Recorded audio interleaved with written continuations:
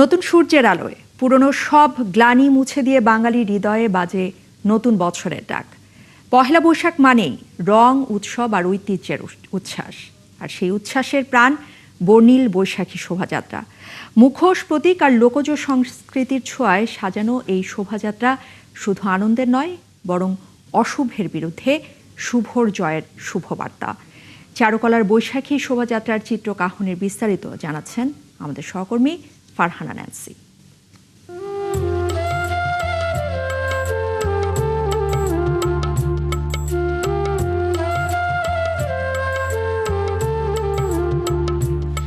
পুরাতন জরাজীর্ণকে পেছনে ফেলে প্রকৃতি যখন রৌদ্রপ্রখরতার উল্লাসে মেতে উঠল, ঠিক তখন নতুনকে বরণ করার উল্লাসে মেতে উঠে রঙিন মানুষের দল।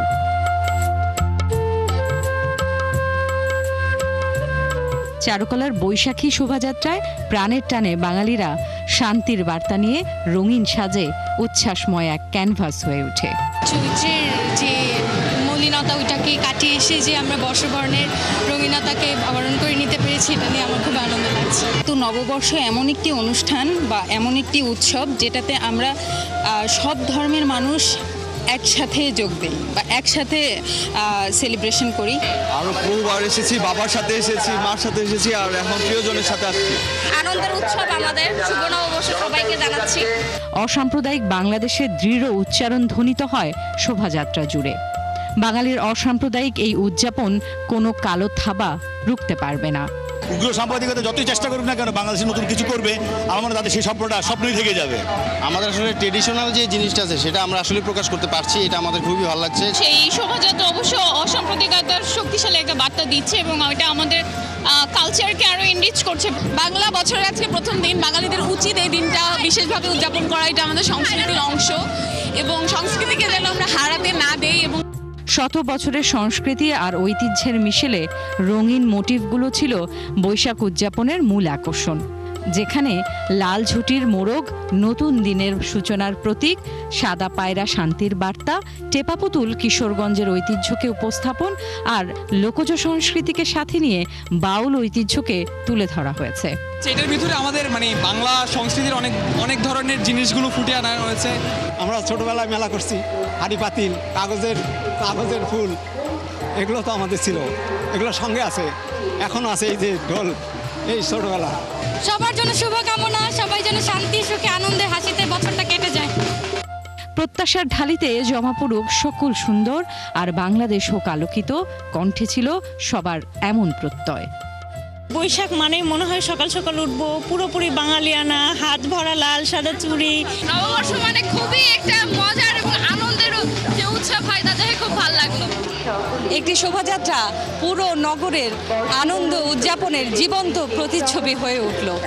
এখানে যারা সামিল হতে এসেছেন নববর্ষকে উদযাপন করার জন্য, তারা রঙিন হয়ে সামিল হয়েছেন। এটা একটা আয়োজন নয় শুধুমাত্র, এটা আমার আপনার শত বছরের ঐতিহ্য, সংস্কৃতি এবং অসাম্প্রদায়িক বাংলাদেশের এক শক্তিশালী বার্তা। ফারহানা ন্যান্সি, ৭১, ঢাকা। এর আগে স্থির প্রত্যয়ে সুরের মূর্ছনায় নববর্ষকে বরণ করল ছায়ানট। বাংলা নতুন বছরের প্রভাতে রমনার বটমূল সাজল মানব আর দেশপ্রেমের গানে। ভোরের আলো ফোটার সঙ্গে সঙ্গে সম্মিলিত কণ্ঠে জাগো আলোক লগনে এই গান পরিবেশনের মধ্য দিয়ে শুরু হয় বর্ষবরণের আয়োজন, যেখানে জীর্ণতা ঘুচিয়ে নতুনের আহ্বানে নববর্ষকে স্বাগত জানায় সব শ্রেণী পেশার মানুষ। ২০০ শিল্পীর অংশগ্রহণে ২ ঘণ্টার পরিবেশনা প্রাণ ভরে উপভোগ করে হাজারো শ্রোতা। মনজুর রশিদ মামুনের ক্যামেরায় আরো জানাচ্ছেন পার্থ সঞ্জয়। মঙ্গল প্রভাতেই মস্তক তুলিতে দাও অনন্ত আকাশে। সে আকাশে ভোরের দেখা হয়তো মেলেনি, তবে রমনার বটমূলে ২০০ শিল্পীর পরিবেশনায় সুরের যে আলো ছড়িয়ে পড়েছিল, তার দেখা চোখে মেলে না, মেলে হৃদয়ে, মেলে অন্তর্গত চেতনায়। বটমূলে নববর্ষের সঙ্গীত, এই যে নূতন জীবনে নূতন একটা সঞ্চারিত হচ্ছে, হৃদয় ভরে যাচ্ছে এই সঙ্গীতে। প্রতি বছরই আমাদের ফ্যামিলিকে আমরা সবাই মিলে, বাবা মা আমাদেরকে নিয়ে প্রতি বছরই আসলে আমরা বটমূলে গান শুনি। আমরা খুব সুন্দর একটা পরিবেশে গান শোনাটা আসলে অনেক ভাগ্যের ব্যাপার আমার কাছে। যুদ্ধ বন্ধ হোক, সারা বিশ্বে শান্তি কামনা করি। নিঃসংকোচিত্তে সংস্কৃতি চর্চার প্রত্যয় এই সকালে যেন আরও দৃঢ়, আরও দৃপ্ত। আইয়ুবী শাসনকে উপেক্ষা করে যত শত বাধা অতিক্রম করে ছায়ানট জেগেছিল, আজও থাকবে। ডাক্তার সঞ্জিদা খাতুন এটা প্রতিষ্ঠা করে গিয়েছেন, এখনো চলছে, চলবে। সলিল চৌধুরীর গানে তাই পথের সাথীকে পথেই নেমে আসার আহ্বান।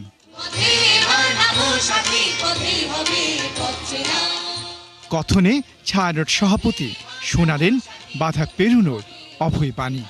যে সঙ্গীত মুক্তিযুদ্ধ থেকে সকল অধিকার অর্জনে আমাদের অবলম্বন, আমরা যেন নির্ভয়ে গান গাইতে পারি। প্রাঙ্গণ তখন পূর্ণ, মানুষের স্রোতে প্রাণিত ছায়ানট। মানুষ আজকে বোঝাই যায় যে তারা তাদের বাঁধ ভেঙে গেছে, তারা খুব স্বতঃস্ফূর্তভাবে এই অনুষ্ঠানে আসতে পেরেছেন।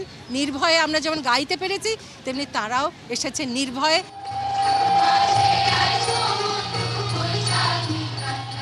ছয় দশকের দীর্ঘ যাত্রায় বারবার আঘাত এসেছে, ছায়ানট কখনই পিছু হটেনি। গেল ১.৫ বছর ধরে যখন আবারও সংস্কৃতির উপর আঘাত এসেছে, ছায়ানট রমনার এই ছায়াতলে নতুন বছরের প্রথম দিনে জানিয়ে দিয়েছে ছায়ানট গাইবে, ছায়ানট তার স্থির সংকল্পে অবিচল থাকবে। পার্থ সঞ্জয়, ৭১, রমনার ছায়াতল, ঢাকা। দেশজুড়ে বর্ণিল আয়োজনে উদযাপিত হচ্ছে বাংলা নববর্ষ। বিভাগীয় এবং জেলা শহর থেকে বের করা হয় রঙিন শোভাযাত্রা। এছাড়া বিভিন্ন সামাজিক এবং সাংস্কৃতিক সংগঠনের আয়োজনে নতুন বছরকে বরণ করে নেওয়া হচ্ছে। সহকর্মীদের তথ্য এবং ছবিতে প্রতিবেদন।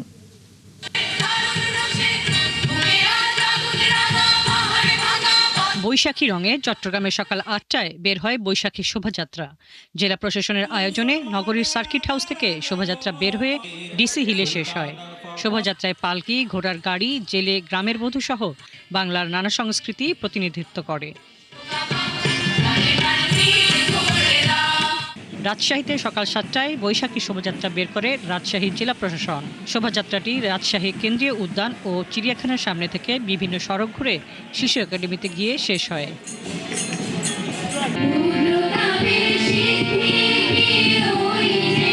খুলনায় আদালত পাড়া প্রাঙ্গণে উদীচী শিল্পী গোষ্ঠীর আয়োজনে বর্ষবরণের আনুষ্ঠানিকতা শুরু হয়। এতে সাধারণ মানুষের অংশগ্রহণ ছিল চোখে পড়ার মতো।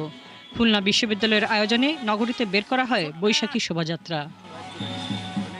যশোরে বৈশাখী শোভাযাত্রা নাচ, গান আর ঢাকের তালে বরণ করে নেওয়া হয় বাংলা নববর্ষ।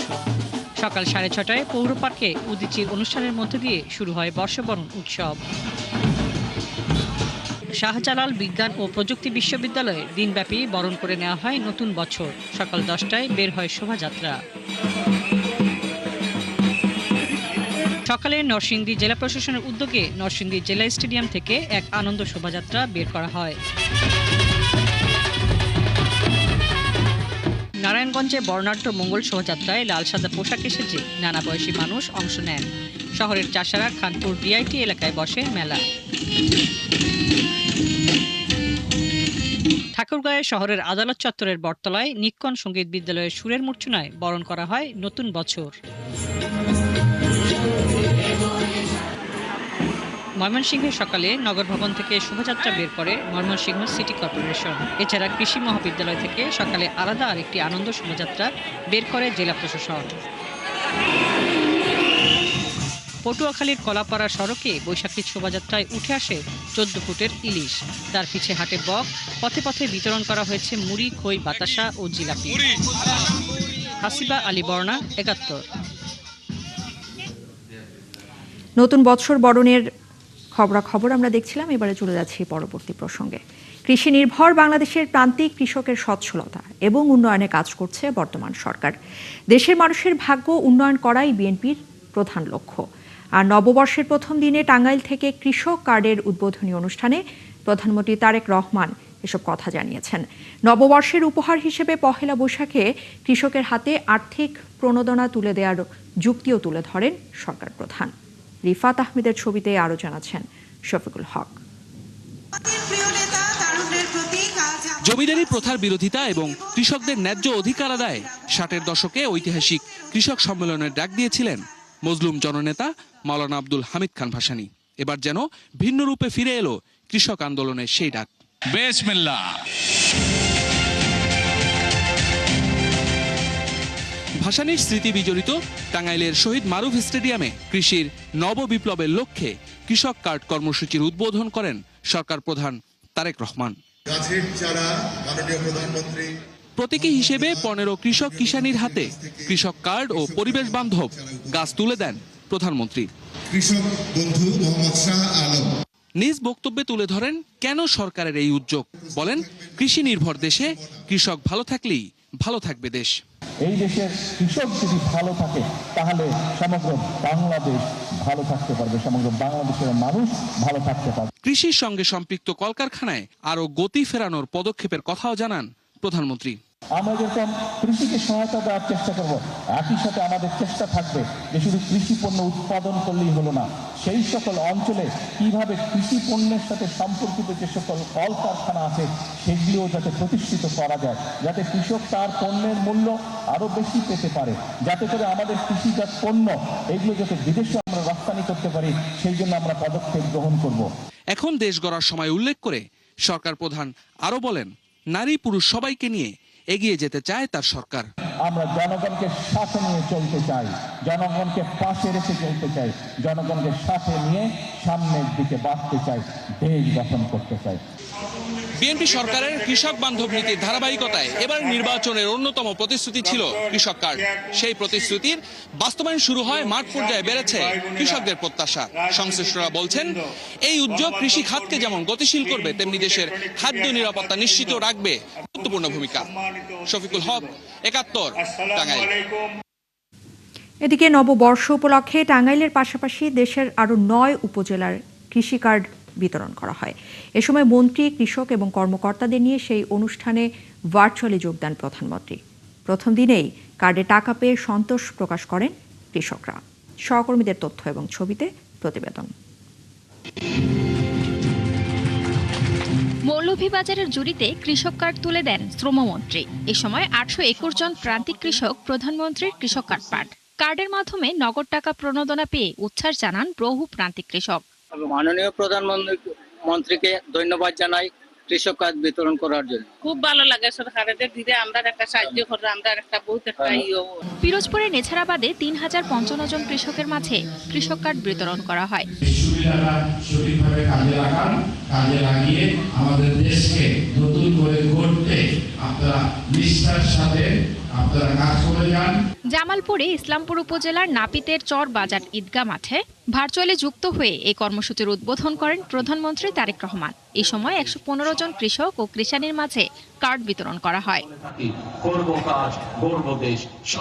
ঝিনাইদহের শৈলকুপা উপজেলার কৃপালপুর কালুরভিটা মাঠে কৃষকের মাঝে ভার্চুয়ালি যুক্ত হয়ে কার্ড কর্মসূচির উদ্বোধন করেন প্রধানমন্ত্রী তারেক রহমান। এই সময় 1598 জন কৃষকের মাঝে এই কার্ড বিতরণ করা হয়।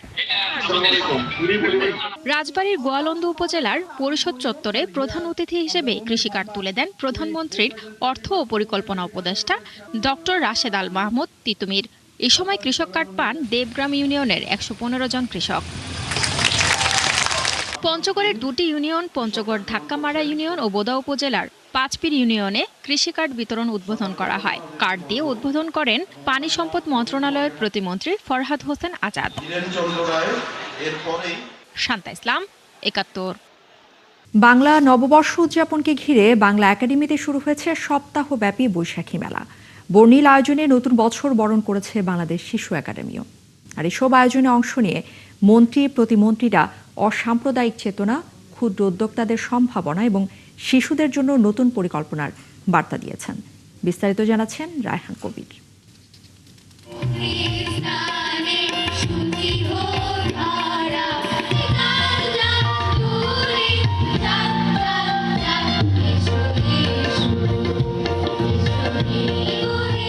ছায়ানট ও চারুকলার মতোই শিশুদের নিয়ে বর্ণিল আয়োজনে বর্ষবরণ করে বাংলাদেশ শিশু একাডেমি।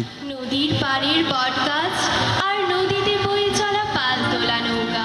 আয়োজনে প্রধান অতিথি ছিলেন সমাজ কল্যাণ এবং মহিলা ও শিশু বিষয়ক মন্ত্রী ডাক্তার AJM জাহিদ হোসেন।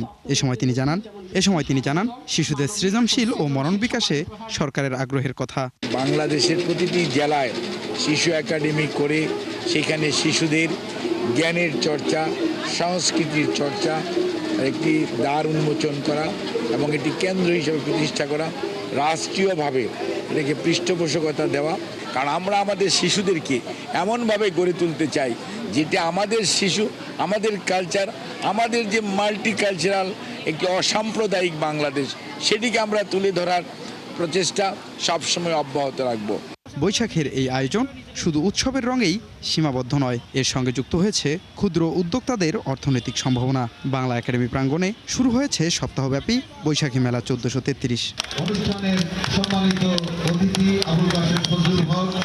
উদ্বোধনী অনুষ্ঠানে অংশ নেন সংস্কৃতি বিষয়ক মন্ত্রী নিতাই রায় চৌধুরী এবং শিল্পমন্ত্রী খন্দকার আব্দুল মুক্তাদির। আমাদের পণ্যের যারা উদ্যোক্তা তারাও তাদের পণ্যের মেলার উদ্বোধনী অনুষ্ঠানে শিল্পমন্ত্রী সুখবর দেন ক্ষুদ্র উদ্যোক্তাদের, আশ্বাস দেন সরকারের পক্ষ থেকে বরাদ্দ ঋণ তহবিল বাড়ানোর। অন্যদিকে সংস্কৃতি মন্ত্রী বলেন, কৃষকের সংস্কৃতি থেকে উঠে আসা এই উৎসব এখন নগর জীবনেও ছড়িয়ে পড়েছে জাতীয় অস্তিত্বের প্রতীক হিসেবে। একটা ক্রেডিট হোলসেলিং স্কিমের অধীনে আমরা ডিসিকের যত শিল্প উদ্যোক্তা আছেন তাদের জন্য 300 কোটি টাকার একটা রিভলভিং ঋণের ব্যবস্থা করেছি। আমাদের ইচ্ছা আছে সেই 300 কোটি টাকার ঋণটিকে অদূর ভবিষ্যতেই আমরা 2000 কোটি টাকায় নিয়ে যাব। এদিকে নববর্ষের আরেক অনুষ্ঠানে রেল ও সড়ক প্রতিমন্ত্রী হাবিবুর রশিদ হাবিব বলেন, ফ্যাসিস্ট মুক্ত দেশে মানুষ আনন্দের সাথে নববর্ষ উদযাপন করছে। সেই গণতান্ত্রিক বাংলাদেশে সকল মানুষ তার অধিকার ফিরে পেয়েছে, এই জন্য মানুষ আজকে আনন্দে সবাই যার যার মতো করে এই নতুন বর্ষকে বরণ করে নিচ্ছে। পহেলা বৈশাখ বারবার বাঙালির অসাম্প্রদায়িকতাকেই ফুটিয়ে তুলেছে বলে মনে করেন মন্ত্রীরা। চেতনাকে শক্তিশালী করতে নিজ সংস্কৃতির দিকে মানুষের মনোযোগ বাড়ানোর গুরুত্ব দেন তারা। রাহান কবির, ৭১, ঢাকা। নববর্ষ বরণে রাজধানীতে বৈশাখী শোভাযাত্রা করেছে জামায়াতে ইসলামী। এতে অংশ নেন নারী, শিশু সহ নানান বয়সের সব শ্রেণী পেশার মানুষ। দেশীয় সাংস্কৃতিক সংসদের ব্যানারে এই আয়োজন জাতীয় প্রেস ক্লাবের সামনে থেকে শুরু হয়ে রমনা পার্কে গিয়ে শেষ হয়। মাছ ধরার পোলো, ঢেকি, খেওয়া জাল, কুলাসহ নানান দেশীয় সংস্কৃতির উপাদান নিয়ে শোভাযাত্রায় রাখা হয়। বাঙালিয়ানার সাজ পোশাকে শিশুদের উপস্থিতিও ছিল চোখে পড়ার মতো। শোভাযাত্রায় দেশাত্মবোধক জারি, শাড়ি, ভাটিয়ালি গান গেয়ে হই হুল্লোড় করে উৎসবে মাতে রাজধানীবাসী। শোভাযাত্রার আগে সমাবেশে বক্তারা জানান, দেশীয় সংস্কৃতি এগিয়ে নিতে হবে, পশ্চিমা বা বিজাতীয় সংস্কৃতির আগ্রাসন বন্ধ করতে কার্যকর পদক্ষেপ নেওয়ার দাবিও জানানো হয়। আর হারানো সংস্কৃতি এবং ঐতিহ্য ফিরিয়ে আনতে সরকারের দৃষ্টি আকর্ষণ করেন দলটির নেতারা।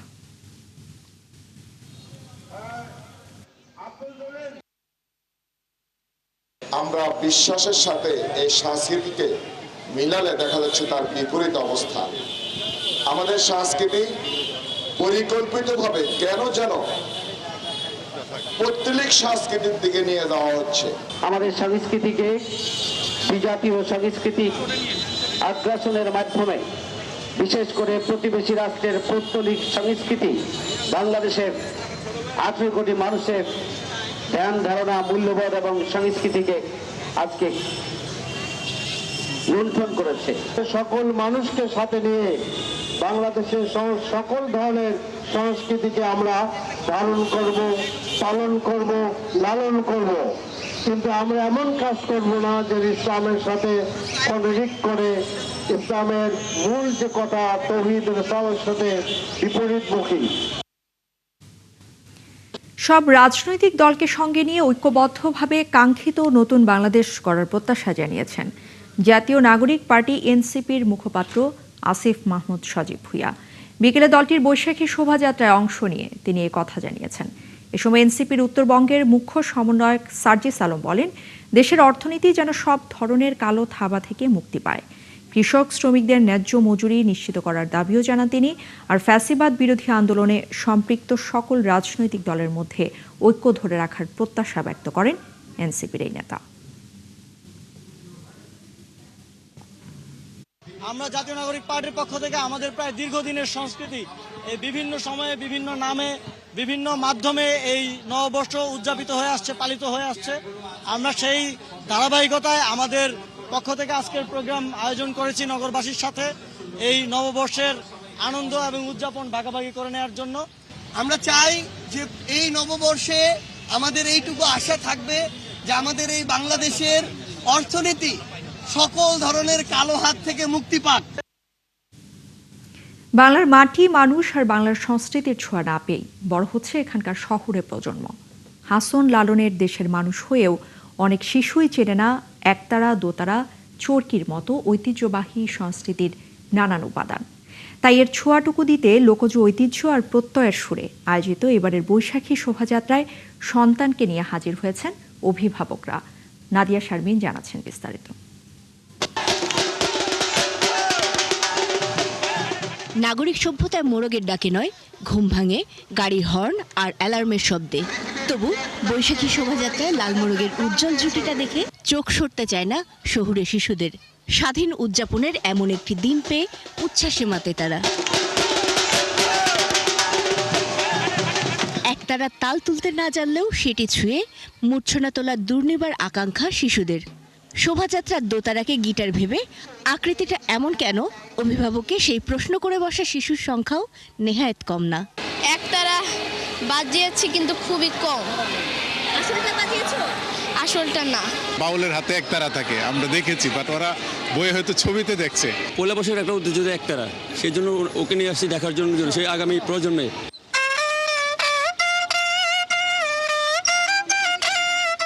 লাউ কিভাবে বৈরাগী বানায় তা জানার সুযোগ পায়নি এই শিশুরা। তবু সেই সুর, সেই সংস্কৃতি টানে তাদেরও। বেহালা সুর উচ্ছ্বাস বাড়ায় ইটকাঠের জঙ্গলে আজীবন বন্দী থাকা শিশুটিরও। দুই তার থাকলে যে সেটা দোতারা বলে, এক তার থাকলে সেটাকে একতারা বলে, এটা তো বাচ্চারা ভালো করে জানে না। বাচ্চারা আধুনিক যন্ত্রপাতি হয়তো বা গিটার, তারপরে হচ্ছে গিয়ে ব্যান্ড, বিভিন্ন পিয়ানো, এগুলোর প্রতি বেশি এফেক্টেড। ওয়েস্টার্ন কালচার, এটা তো এখন আটকানো যাবে না, because it's needed for us, but at the same time আমাদের কালচারও ধরে রাখতে হবে। জীবনে প্রথম দেখা দেশি খেলনাটা কেনার আবদার অনেক শিশুরই। তাদের অনেকেই বাঙালিয়ানার এসব উপাদানকে শুধু টিভিতেই দেখেছে। আগে টিভিতে দেখেছিলাম, আজকে প্রথমে দেখছি এই বৈশাখে। ছোটকালের স্মৃতি মনে করে আমার নাতির জন্য আমি কিনে দিচ্ছি। আবার গ্রামীণ জীবনে যারা পেয়েছেন এই সংস্কৃতির ছোঁয়া, সেই শিশুরা ধরে রাখতে চান তাদের পূর্বপুরুষের ঐতিহ্য। ধান কাটা, তারপরে ধান নিয়ে আসা বাসায়, এগুলো আমরা করে থাকি ভাই বোনের সবাই মিলে একসাথে। আর আমরা চাই যে এগুলো যাতে উঠে না যাক, বাংলাদেশের সারা জীবন এগুলোই থাকুক। তবে শুধু বাঙালি নয়, ঐতিহ্য ধরে রাখা আর প্রজন্ম থেকে প্রজন্মে ছড়িয়ে দেওয়ার প্রচেষ্টা বিভিন্ন জাতিগোষ্ঠীর মানুষের মধ্যেও। আমরা মেয়েকে নিয়ে গোপিনী সেজে ললিতকলা একাডেমি থেকে এসলাম। তাই এই বৈশাখী শোভাযাত্রার মতো আরও নানান আয়োজন চান তারা। এর মাধ্যমেই ভবিষ্যৎ প্রজন্ম নিজের সংস্কৃতি, নিজের ঐতিহ্যকে চিনে নেবে। নাদিয়া শারমিন, ৭১, ঢাকা। এবারে পরবর্তী প্রসঙ্গ। রাজধানীর যাত্রাবাড়িতে পাওনা টাকাকে কেন্দ্র করে বাসায় ঢুকে দিয়া আক্তার নামে এক কলেজ ছাত্রীকে কুপিয়ে হত্যা করা হয়েছে। এই ঘটনায় ৩ জন আহত হয়েছেন। আহতরা হলেন দিয়ার মা মৌসুমী আক্তার, ভাই মোয়াজ এবং বোন জয় আক্তার। ভোরে যাত্রাবাড়ির কাজলা ভাঙা প্রেস এলাকার একটি বাসায় এই ঘটনা ঘটে। পরে গুরুতর আহত অবস্থায় তাদের উদ্ধার করে ঢাকা মেডিকেল কলেজ হাসপাতালে জরুরি বিভাগে নিলে দিয়াকে চিকিৎসকরা মৃত ঘোষণা করেন। আর বাকি ৩ জন গুরুতর আহত।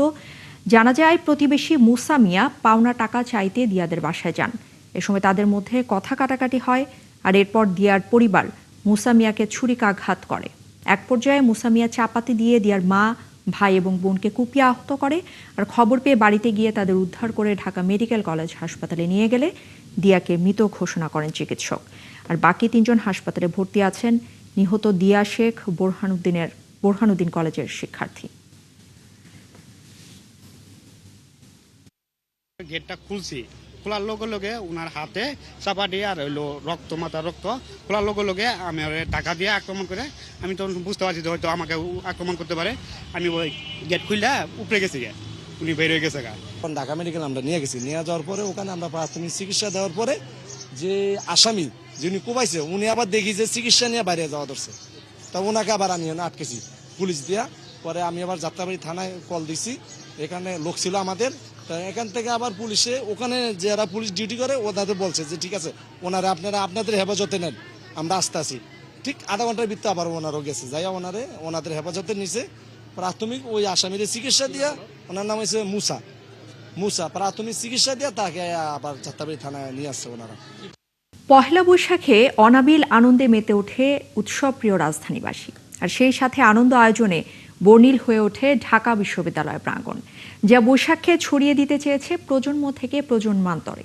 ঢাক ঢোল বাদ্যের তালে আনন্দ উদযাপনের সেই হাসিমাখা মুখগুলোর কথাই জানাচ্ছেন রাশেদা আনিস।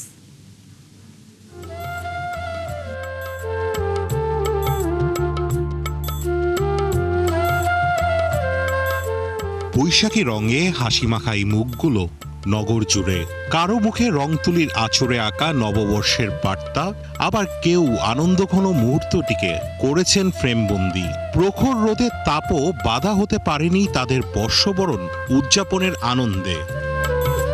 ভোরের আলো ফোটার পরপরই ঢাকা বিশ্ববিদ্যালয় প্রাঙ্গণে বৈশাখী সাজে মেতে ওঠে হাজারো প্রাণ।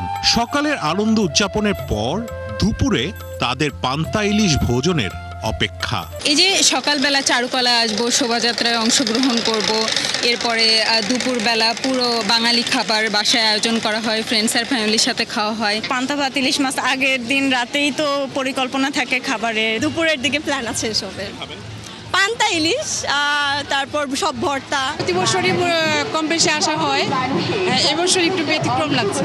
বাংলার বর্ষবরণ উৎসবে যোগ দিয়েছিলেন ভিনদেশিরাও, লুকিয়ে রাখেননি তাদের উচ্ছ্বাস।